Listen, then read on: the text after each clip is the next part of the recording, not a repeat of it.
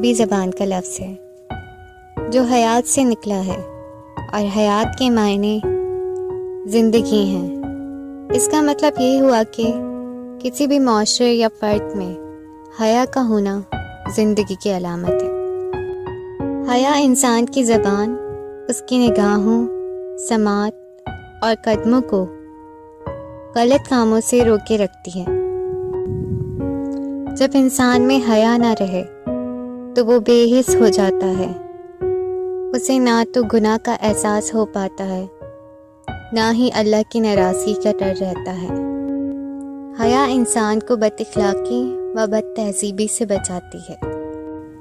आँख में हया होगी तो दिल में तक़वा की कैफियत पैदा हो जाएगी। हया सिर्फ ये नहीं कि इंसान लोगों के डर से गलत काम ना करे, बल्कि लोगों से अच्छे अखलाक से पेश आना भी हया है। शर्मो हया भलाई का बायस बनती है। जब अल्लाह ताला किसी बंदे को हलाक करना चाहे तो उससे शर्मो हया छीन लेता है। औरत का नामहरमों और अजनबियों से अपने आप को ढाक कर रखना हिजाब है। हिजाब ख़वातीन का वक़ार है और इसका ताल्लुक बराह रास्त शर्म व हया से है।